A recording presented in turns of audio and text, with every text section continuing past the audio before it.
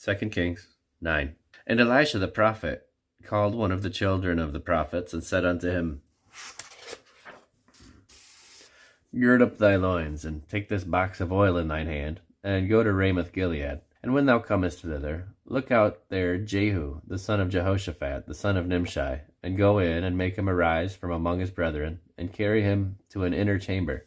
Then take the box of oil, and pour it on his head, and say, Thus saith the Lord, I have anointed thee king over Israel. Then open the door, and flee, and tarry not.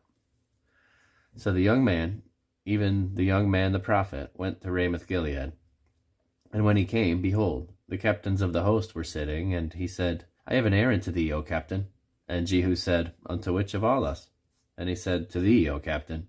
And he arose and went into the house, and he poured the oil on his head, and said unto him, Thus saith the Lord God of Israel, I have anointed thee king over the people of the Lord, even over Israel.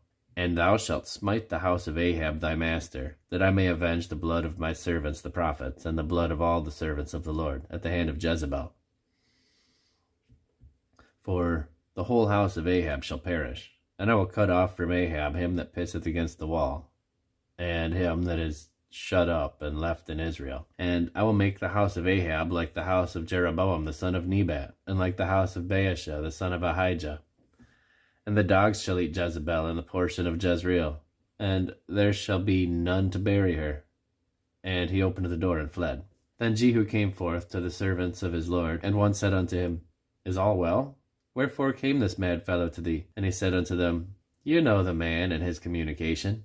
And they said, It is false. Tell us now. And he said, Thus and thus spake he to me, saying, Thus saith the Lord, I have anointed thee king over Israel. Then they hasted, and took every man his garment, and put it under him on the top of the stairs, and blew their trumpets, saying, Jehu is king. So Jehu, the son of Jehoshaphat, the son of Nimshi, conspired against Joram. Now Joram had kept Ramoth Gilead, he and all Israel, because of Hazael king of Syria. But King Joram was returned to be healed in Jezreel of the wounds which the Syrians had given him, when he fought with Hazael king of Syria. And Jehu said, If it be your minds, then let none go forth, nor escape out of the city, to go to tell it in Jezreel. So Jehu rode in a chariot, and went to Jezreel, for Joram lay there. And Ahaziah, king of Judah, was come down to see Joram. And there stood a watchman over the tower in Jezreel, and he spied the company of Jehu as he came, and said, I see a company. And Joram said, Take an horseman, and send to meet him. Let him say, Is it peace? So there went one on horseback to meet him, and said, Thus saith the king, Is it peace? And Jehu said, What hast thou to do with peace? Turn thee behind me. And the watchman told, saying, The messenger came to them, but he cometh not again. Then he sent out a second on horseback, which came to them, and said, Thus saith the king, Is it peace? And Jehu answered, What hast thou to do with peace? Turn thee behind me. And the watchman told, saying, He came even unto them, and cometh not again. And the driving is like the driving of Jehu the son of Nimshi, for he driveth furiously. And Joram said, Make ready. And his chariot was made ready. And Joram, king of Israel, and Ahaziah, king of Judah, went out, each in his chariot. And they went out against Jehu, and met him in the portion of Naboth the Jezreelite. And it came to pass, when Joram saw Jehu, that he said, Is it peace, Jehu? And he answered, What peace, so long as the whoredoms of thy mother Jezebel and her witchcrafts are so many? And Joram turned his hands and fled, and said to Ahaziah, There is treachery, O Ahaziah.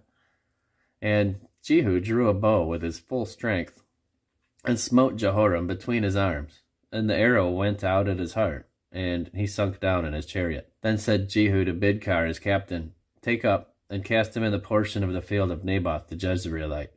For remember how that when I and thou rode together after Ahab his father, the Lord laid this burden upon him. Surely I have seen yesterday the blood of Naboth, and the blood of his sons, saith the Lord. And I will requite thee in this plat, saith the Lord. Now therefore take and cast him into the plat of ground, according to the word of the Lord. But when Ahaziah, the king of Judah, saw this, he fled by the way of the garden house.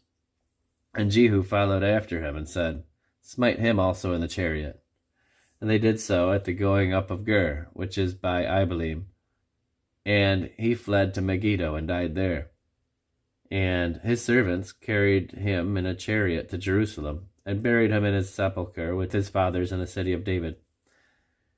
And in the 11th year of Joram, the son of Ahab, began Ahaziah to reign over Judah. And when Jehu was come to Jezreel, Jezebel heard of it. And she painted her face and tired her head and looked out at a window. And as Jehu entered in at the gate, she said, "Had Zimri peace, who slew his master?" And he lifted up his face to the window and said, "Who is on my side? Who?" And there looked out at him 2 or 3 eunuchs. And he said, "Throw her down."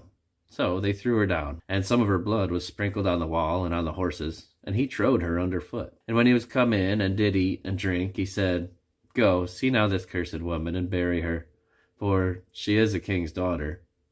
And they went out to bury her, but they found no more of her than her skull, and the feet, and the palms of her hands. Wherefore they came in again and told him. And he said, "This is the word of the Lord, which he spake by the servant Elijah the Tishbite, saying, In the portion of Jezreel shall dogs eat the flesh of Jezebel. And the carcass of Jezebel shall be as dung upon the face of the field in the portion of Jezreel, so that they shall not say, This is Jezebel."